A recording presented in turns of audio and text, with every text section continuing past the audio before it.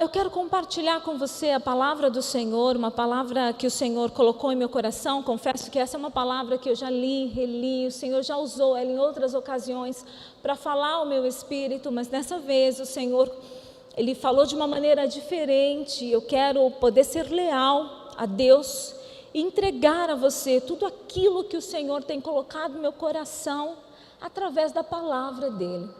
Está lá em Mateus capítulo de número 21, nós vamos ler o verso de número 12 e 13 por enquanto.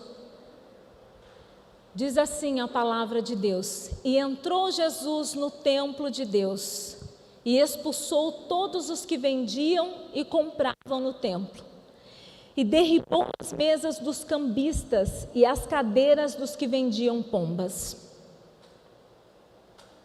13.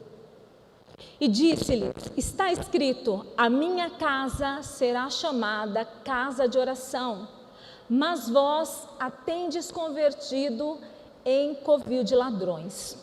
Eu quero orar com você, se você pode fechar os teus olhos. Pai, esta é a tua palavra, ela é viva, ela é eficaz, ela é mais penetrante do que espada alguma de dois gumes. Ela tem poder de dividir alma de espírito, junta de medulas. Ela tem poder de discernir intenções de corações. E nós aqui estamos, frente a esta palavra, dizendo ao Senhor: faz em nós tudo o que o Senhor quer fazer, através do teu Espírito por esta palavra.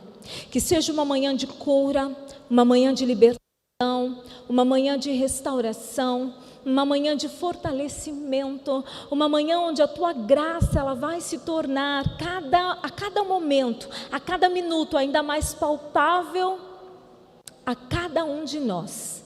Senhor, esse é o pedido que eu te faço. Nos abrimos ao poder e à revelação da tua palavra.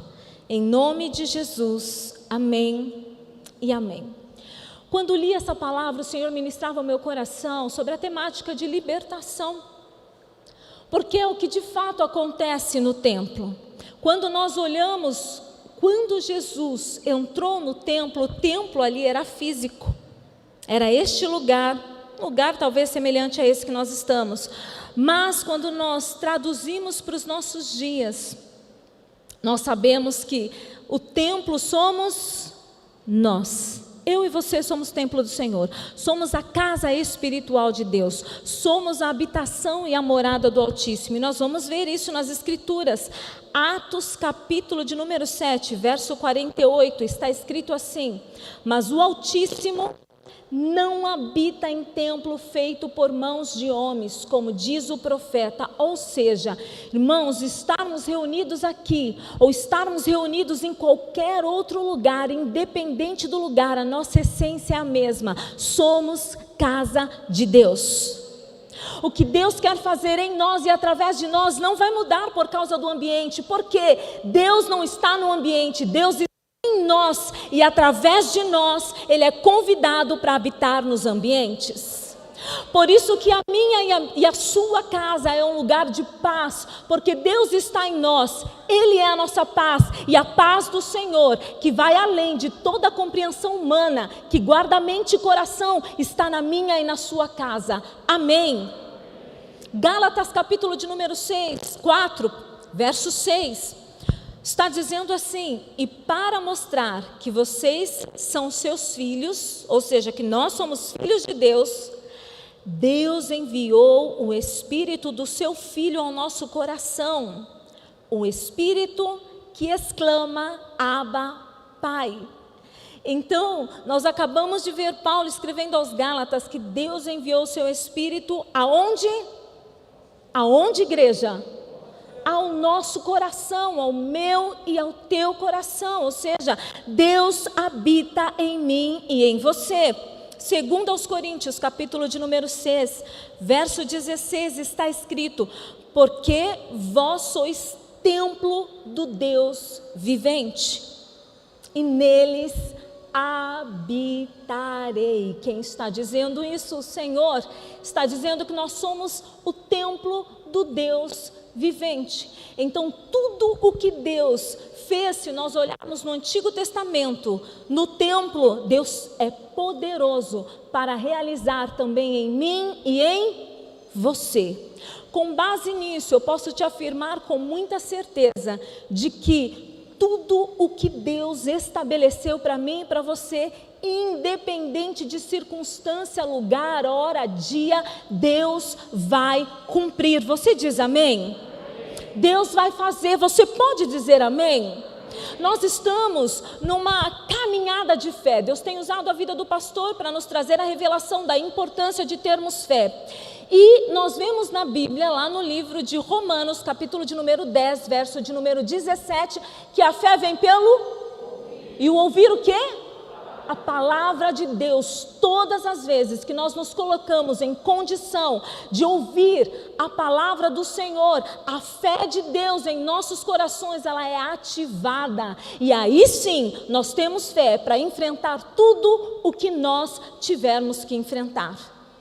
Por quê? Porque a palavra está dentro de nós. Nós vamos ver lá no Evangelho de João, Jesus dizendo, a palavra de Deus dizendo que Jesus é o verbo que se fez carne e habitou entre nós. Deus está em mim, em você. Você diz amém? Pastora, mas eu não estou tão alinhada à vontade de Deus. Pastora, mas às vezes eu faço umas coisas tão feias que eu imagino que Deus vira a cara para mim. Não, posso te dizer que não há nada que façamos que vá mudar o amor e a palavra de Deus ao meu e ao teu respeito.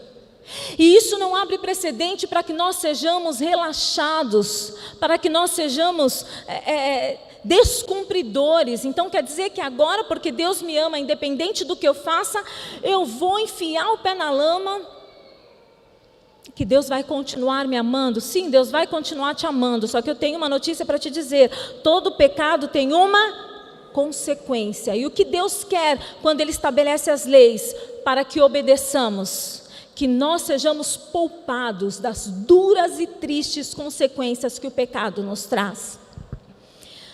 Efésios capítulo de número 3, verso de número 17, está falando que Cristo habita em nós pela fé, e Ele habita no nosso coração. Quando nós vemos a palavra de Mateus, capítulo de número 21, verso 12, que nós acabamos de ler, foi a primeira referência bíblica que nós lemos, nós vimos que Jesus entra, diga, Jesus entrou. Jesus entra no pátio do templo em algumas versões, ou Jesus entra no templo apenas em outras versões. Quando ali o escritor do Evangelho está dizendo que Jesus entrou, aplicando aos nossos dias, é que Jesus entra em nossos corações. E quando Jesus entrou, Jesus pôs ordem a tudo aquilo que estava desorganizado.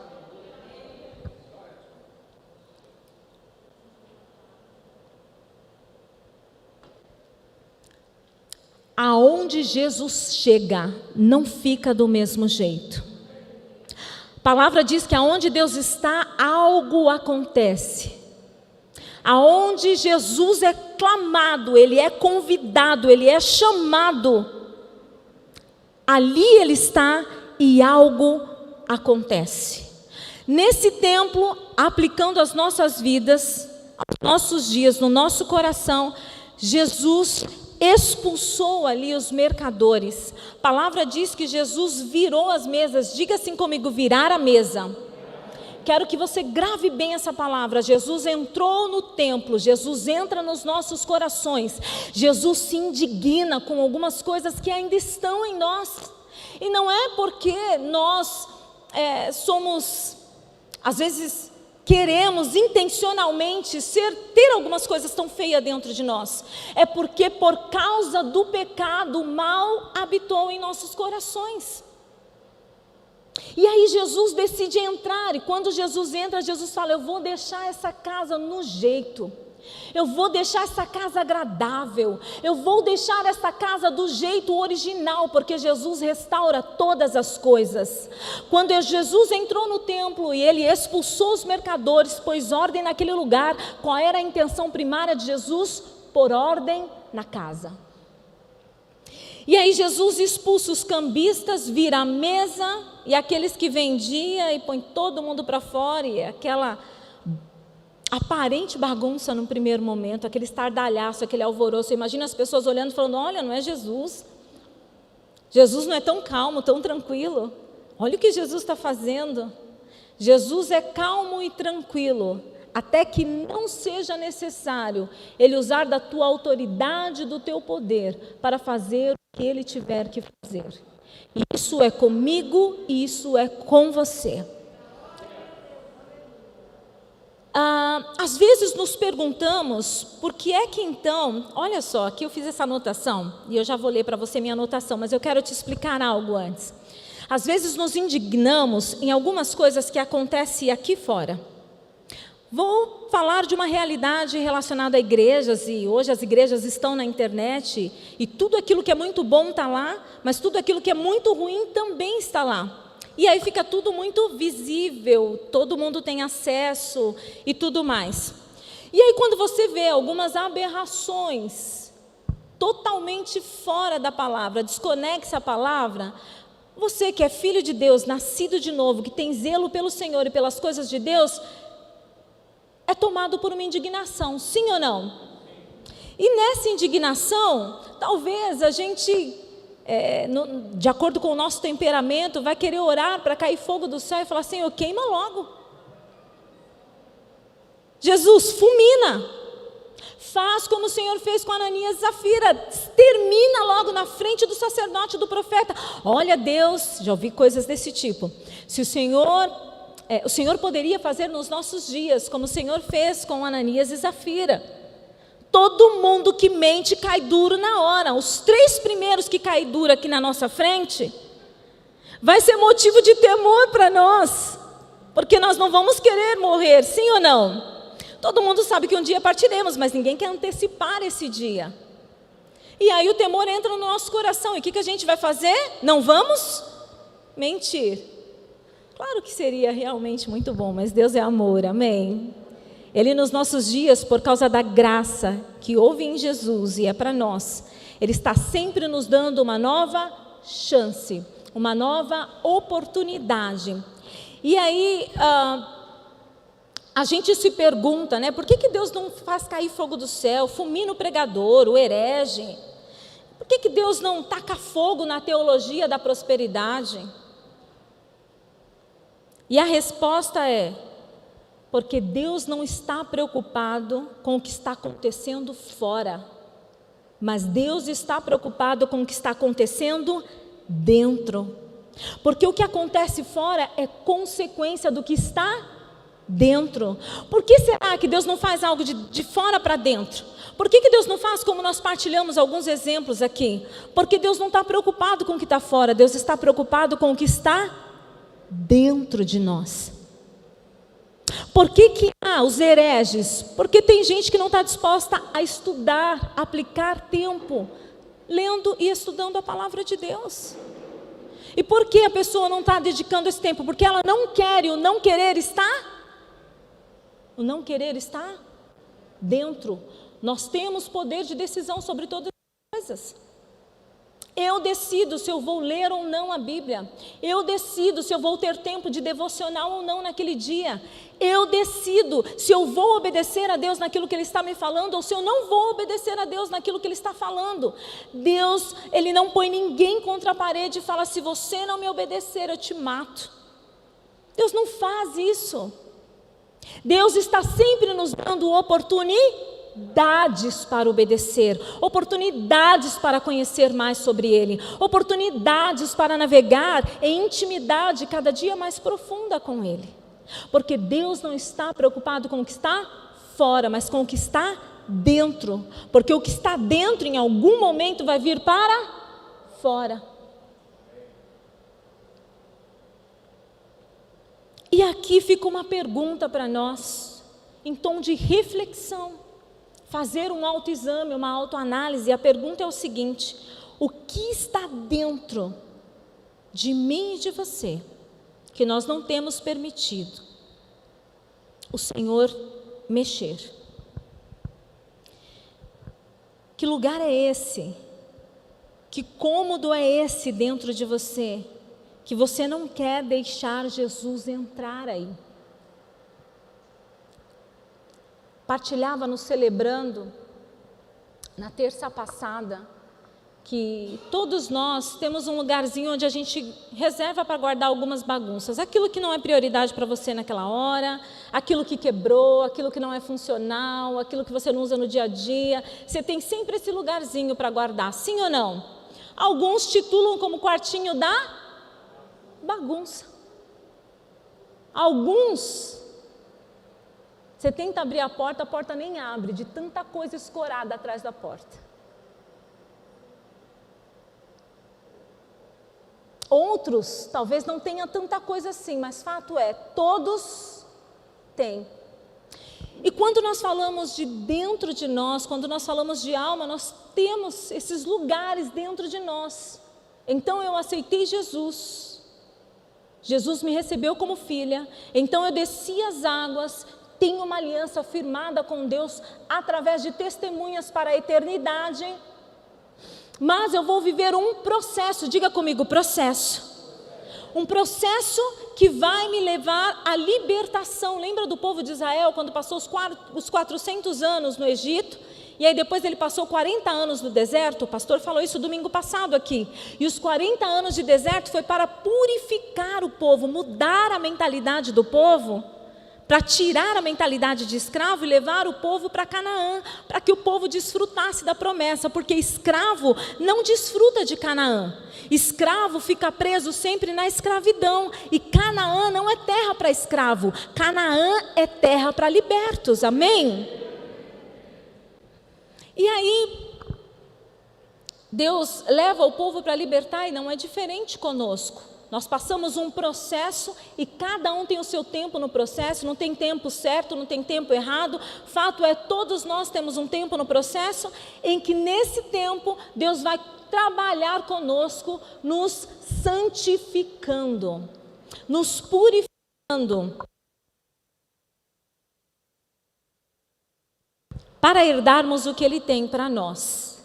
Então a pergunta que eu te fiz é: o que é que está dentro desse quartinho? O que é que está dentro desse lugar bagunçado, que você não quer visitar, que você não quer entrar, e que você também não quer deixar Jesus entrar, e que Jesus já falou com você em alguns cultos e alguns tempos de devocionais: eu quero entrar neste lugar, me deixa ir. Você diz: hoje não, vamos agendar uma próxima ocasião. O Senhor está te dizendo: o dia é hoje, a hora é agora, o amanhã não nos pertence, amém? Não sabemos o que vai acontecer daqui uma hora. Eu estou aqui falando para vocês, testemunhando de Jesus, mas eu não sei se daqui uma hora, 2 horas, um dia, não sei quantos dias, anos, não sei. O Senhor decidiu me levar para Ele. Vou muito feliz, já compartilhei com meu esposo, com a minha família, que no dia do meu sepultamento nós fazemos aquele momento do culto, e eu quero canções de alegria ao Senhor, porque eu tenho certeza pela palavra de Deus que estaremos sendo recebidos pelo Senhor com alegria. Os céus estão em festa. Eu respeito o luto e a tristeza, é uma realidade, mas fato é, quando nós olhamos para a palavra, que esse dia, para quem é salvo em Jesus, esse dia é maravilhoso.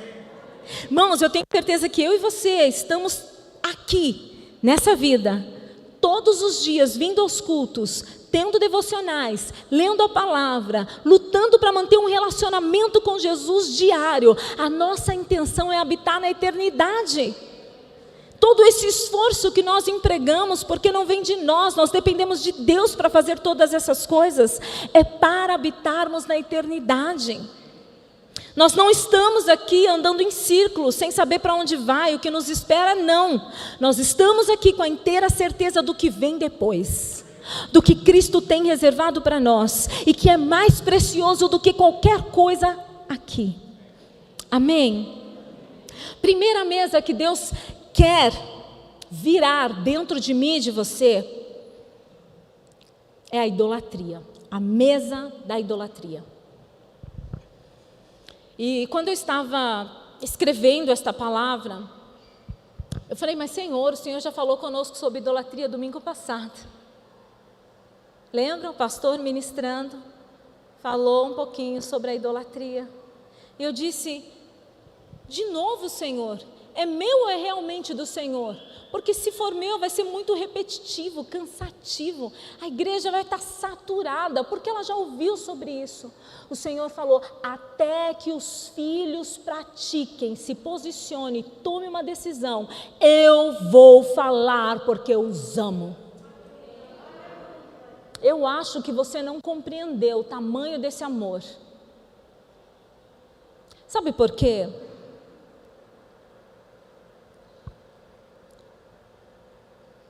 Porque Deus nos ama tanto. Quem não ama, abre mão, sim ou não? Se eu estou insistindo com uma pessoa, falo 2, 3, 4, 5, 10, 15 vezes, eu sou humano, sim ou não? Você também, sim ou não? A gente se cansa de falar demais a mesma coisa, sim ou não? E aí a gente falando demais a mesma coisa, se não há amor para continuar falando, você faz o quê? Você desiste. Você abre mão. E com Deus nós pensamos, na nossa maneira humana de pensar, que poderia ser assim. Deus poderia abrir mão e não falar mais conosco sobre isso, e não ser repetitivo, taxativo, e não ser cansativo, mas porque Ele nos ama, Deus falou que vai falar, até que isso se torne uma realidade prática na minha e na sua vida.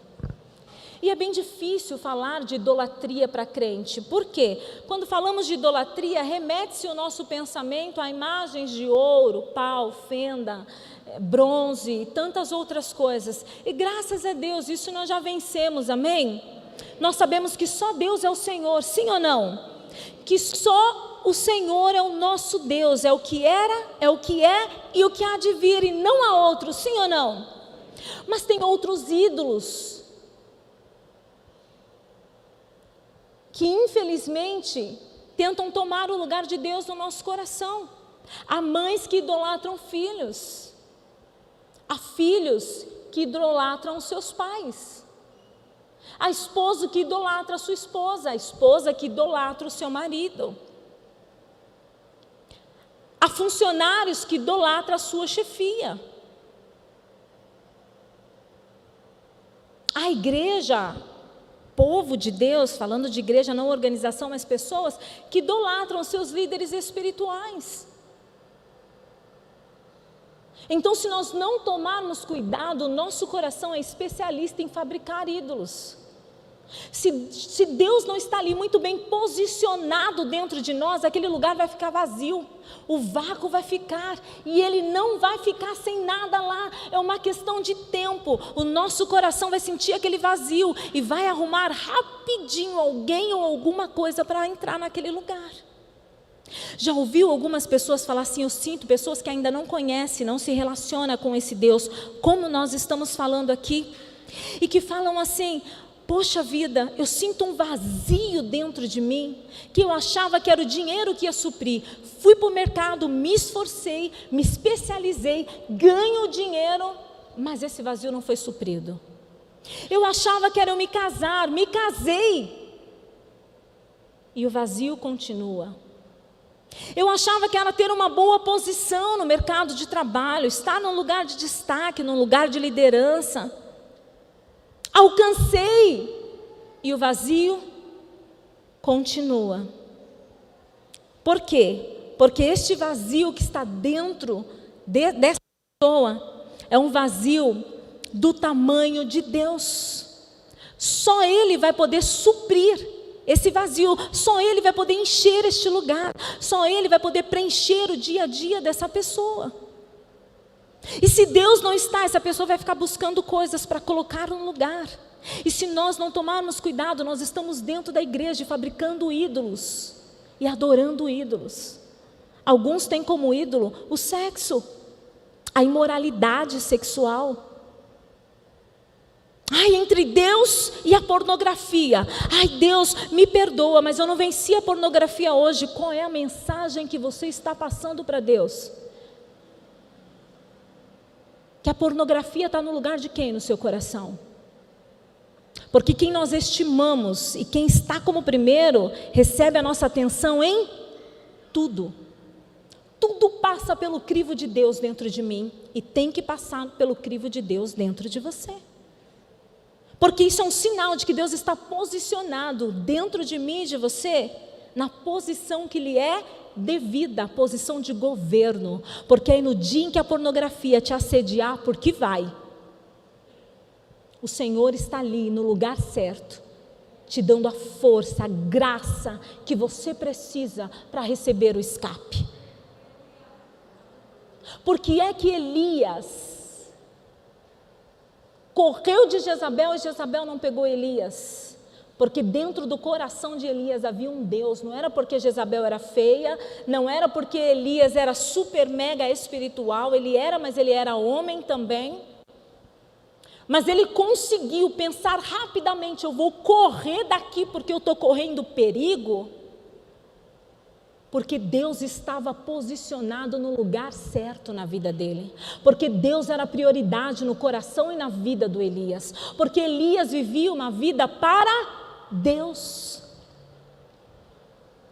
Quando nós falamos de idolatria, eu queria ler com você uma passagem de 1 Coríntios, capítulo de número 10, verso de número 19. Nós vamos ler até o 23. Está escrito, mas que digo? Que o ídolo é alguma coisa? Ou que o sacrificado ao ídolo é alguma coisa? Antes eu digo que as coisas que os gentios sacrificam, eles as sacrificam aos demônios e não a Deus. E não quero que sejais participantes com os demônios. Não podeis beber o cálice do Senhor e o cálice dos demônios. Não podeis ser participantes da mesa do Senhor e da mesa dos demônios. Isso daqui é uma orientação. O 22, pode pôr o 22, Paulo, por favor. Obrigada.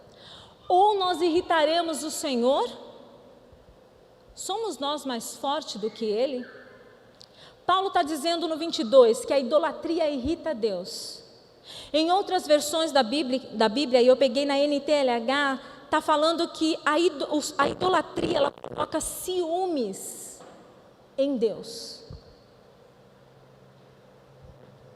E Paulo também está dizendo para a igreja que a idolatria abre uma porta para influências demoníacas. E o que Paulo está falando? Deus não quer que vocês tenham parte com demônios.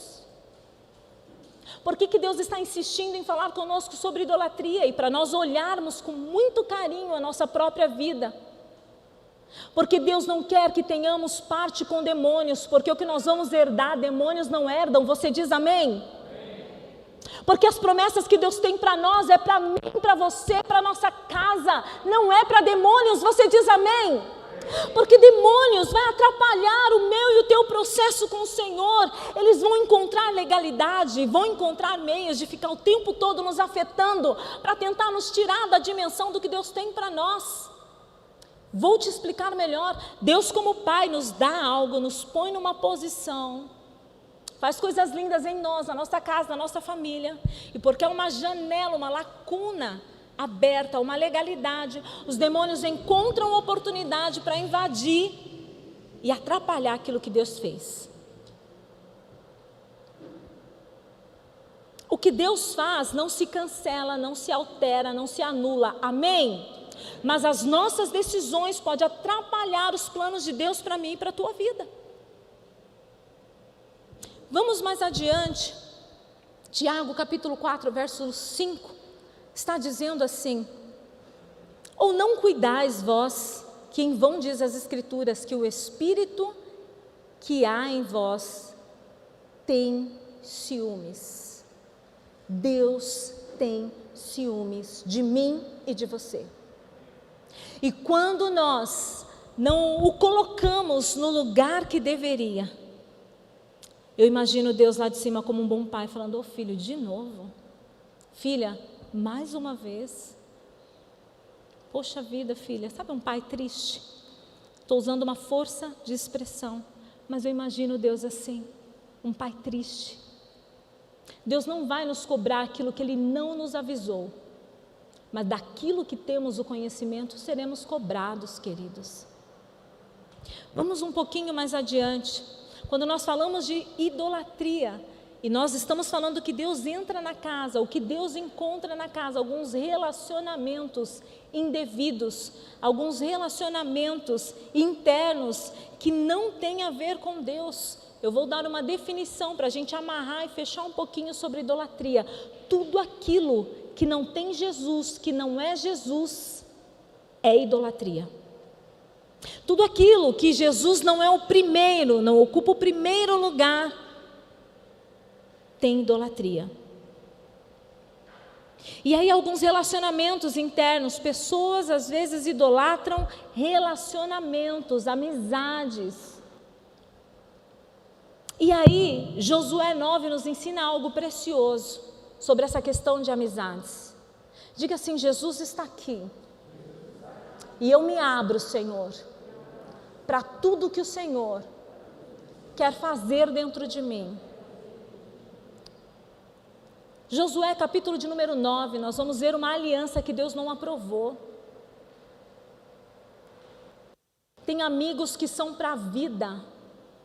Tem amigos que são para você ganhar para a vida eterna.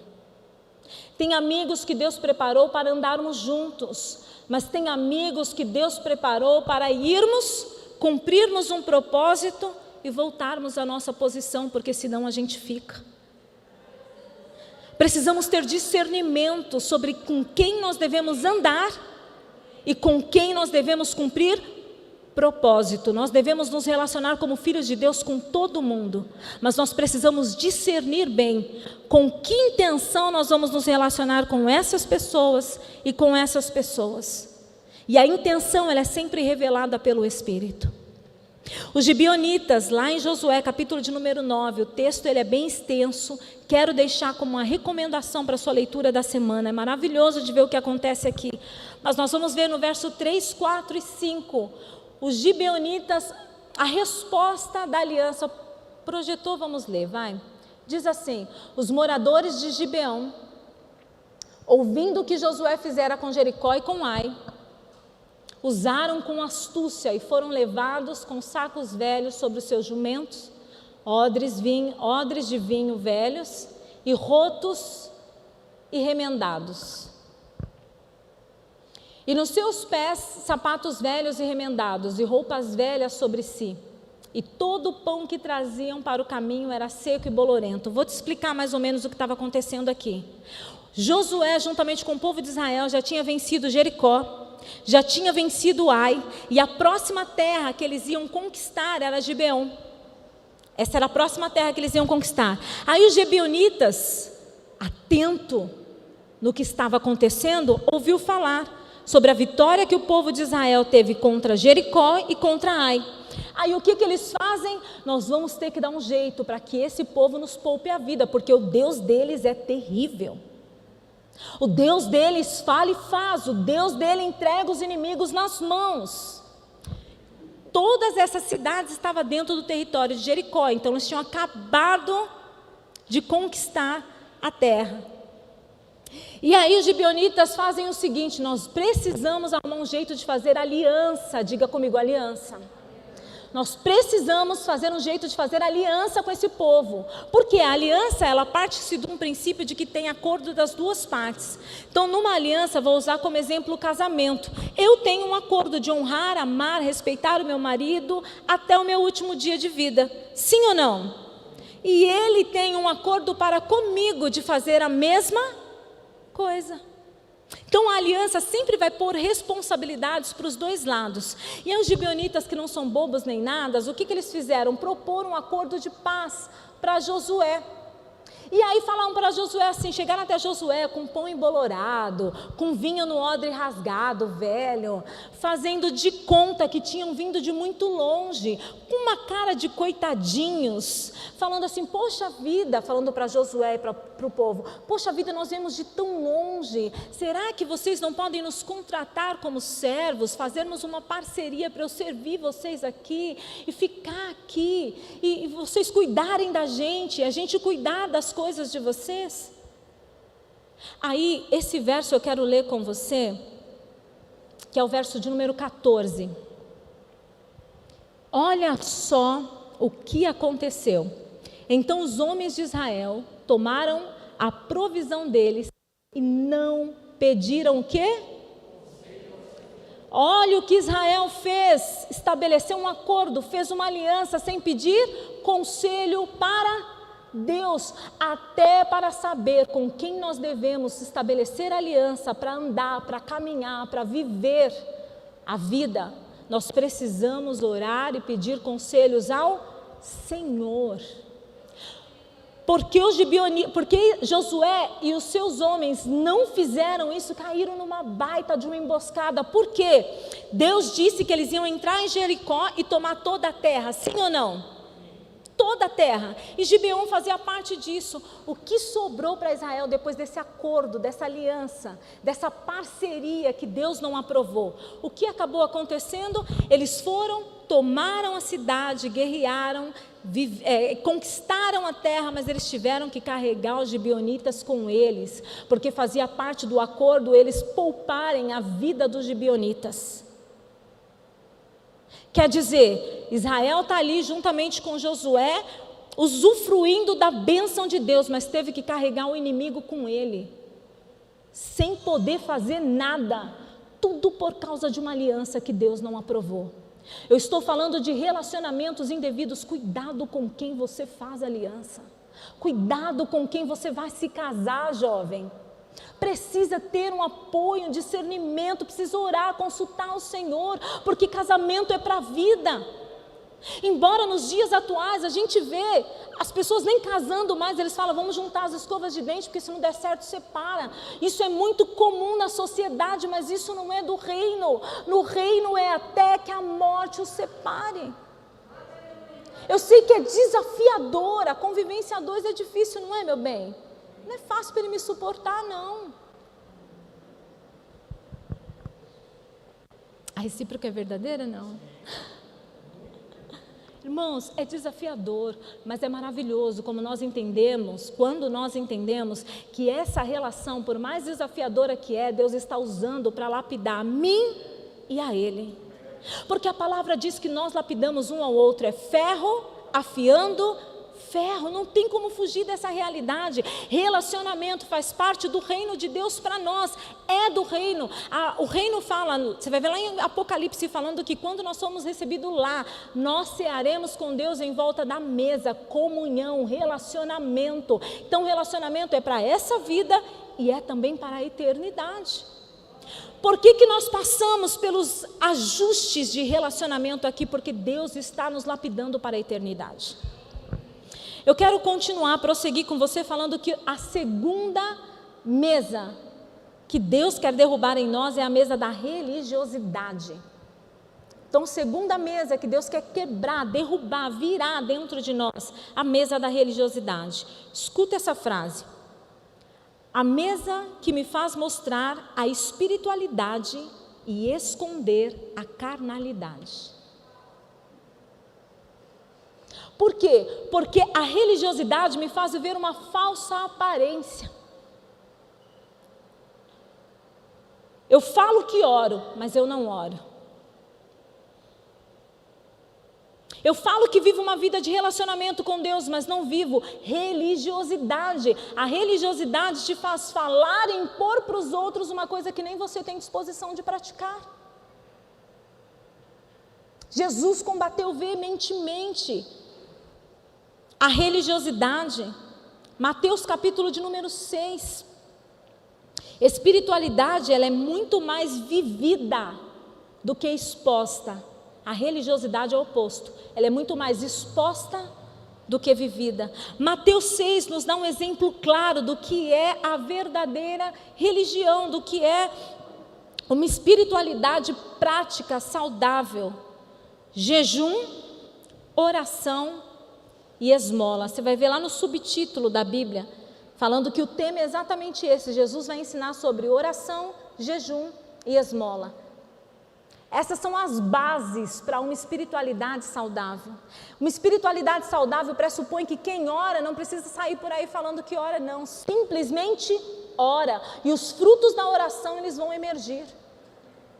Jesus disse em Mateus 6, quando for orar, vai publicamente, arruma um microfone, uma caixinha de som aonde você estiver e começa a orar. Foi isso que Jesus ensinou?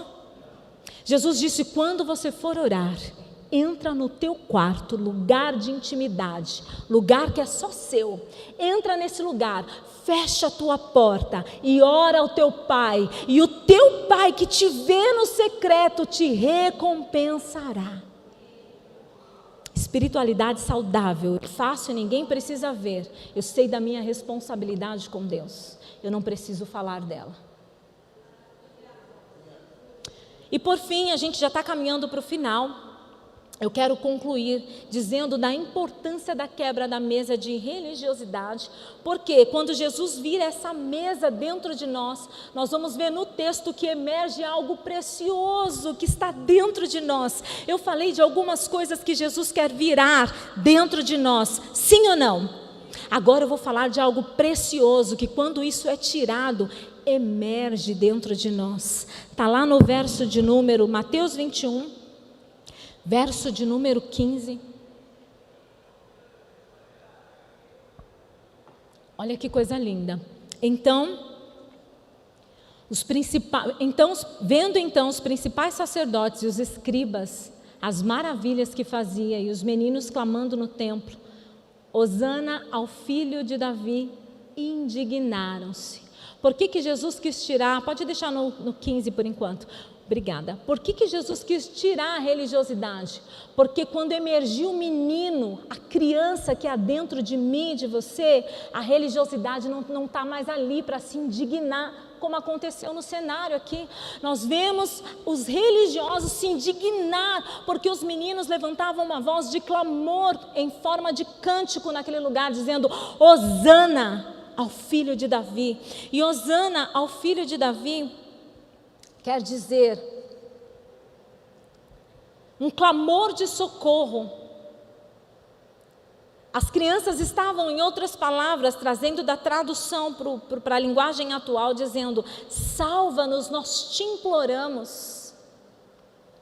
O que é de precioso que quando a religiosidade vai embora, emerge dentro de nós, emerge a criança que jamais sai de dentro de nós. Ela às vezes é sucumbida por essas coisas que estão dentro. Todos nós temos uma criança dentro, você diz amém? E é maravilhoso os frutos da criança, eu vou falar de alguns aqui.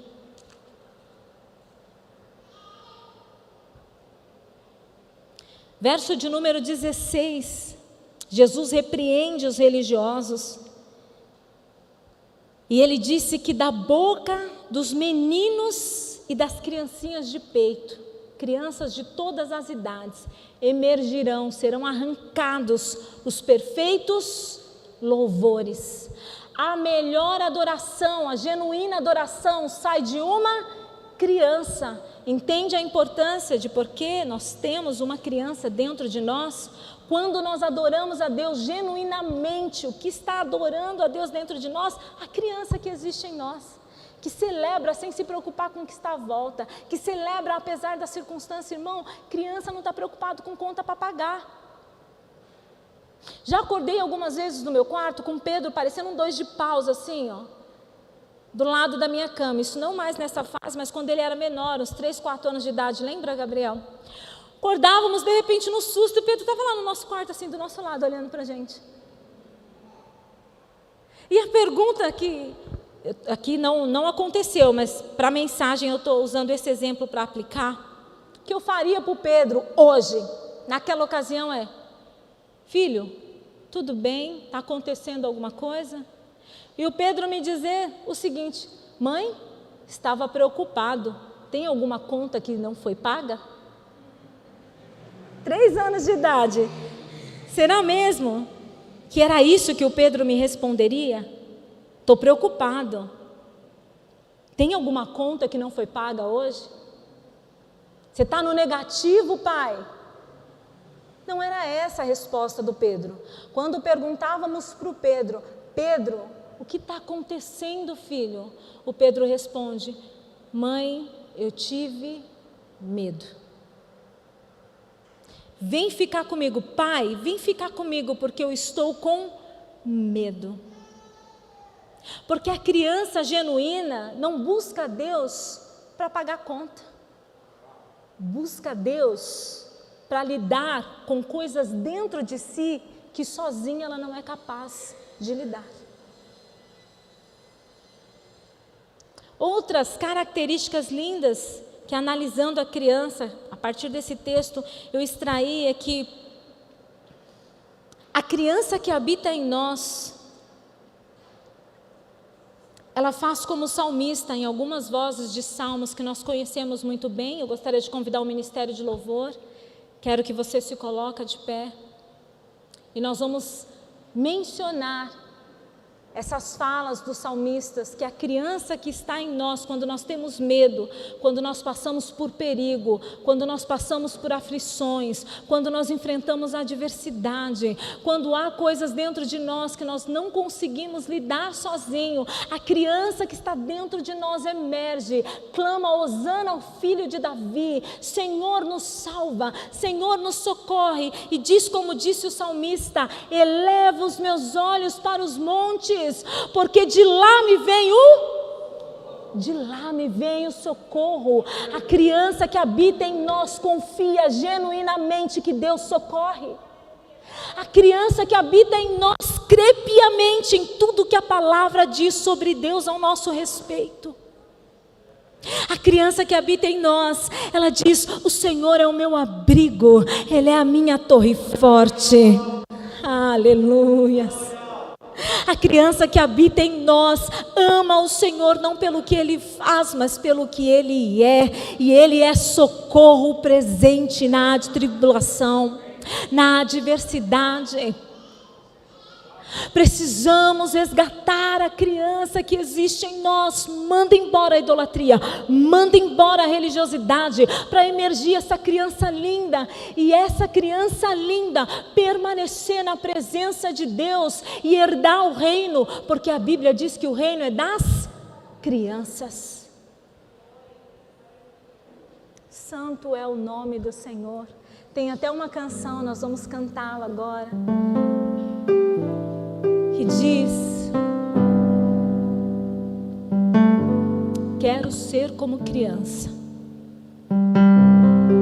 e te amar pelo que és, voltar à inocência e acreditar em ti. Precisamos confiar no Senhor. Quantas coisas o Senhor tem dito ao meu e ao teu respeito, e nós não temos recebido, justamente porque deixamos de acreditar, deixamos de confiar. E é confiando como criança. Pedro, quando ia, a gente pegava pela mão, eu ou o Gabriel, e levávamos ao quarto dele, e ficávamos com ele até ele dormir.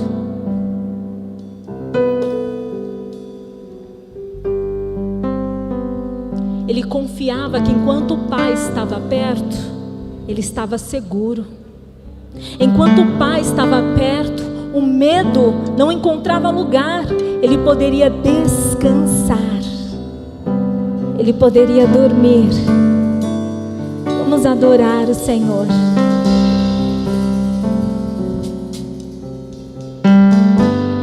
Quero ser como criança, te amar pelo que és, voltar à inocência,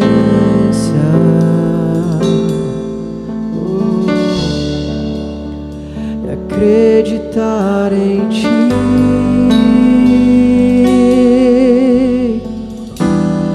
Mas às vezes sou levado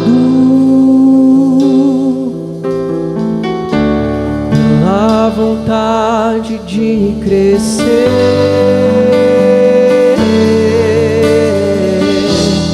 torno-me independente e deixo de simplesmente crer.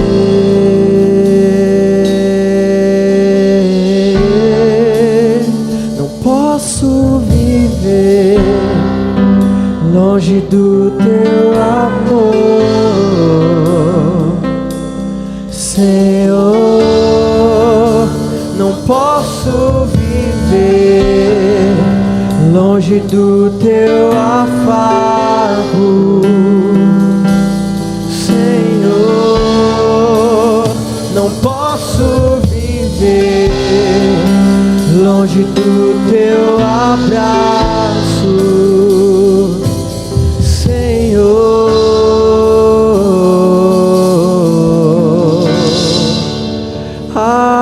Abraça-me. Sim, Deus, nos abraça nesta manhã. Abraça-me. Tira todo medo, Jesus. Abraça-me, Jesus. Olhe-nos em teus braços de amor. Com os teus braços de amor.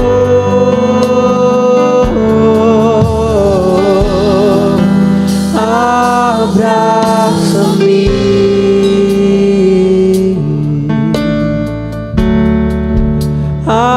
Abraça-me.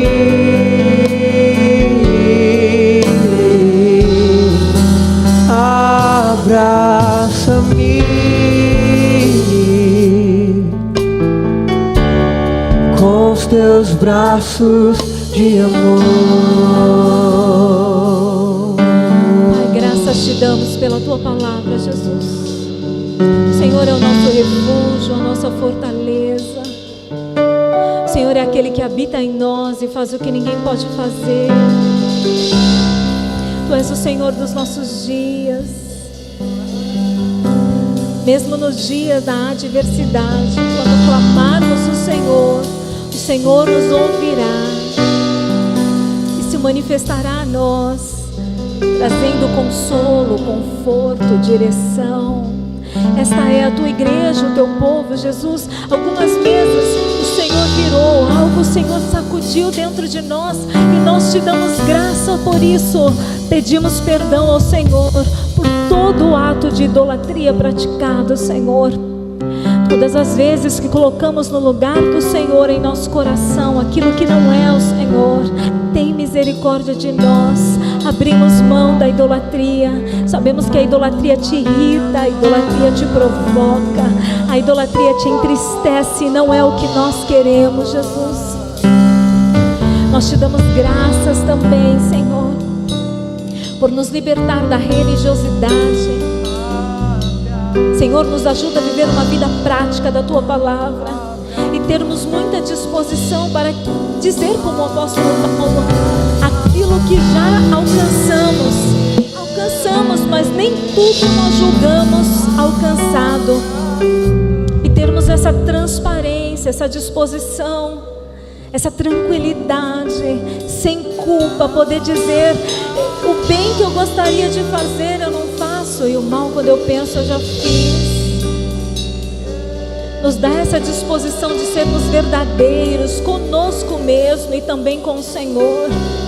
Quando nós estivermos orando por uma situação, poder ver os frutos dela, e quando nós não estivermos orando, nós não falar que oramos.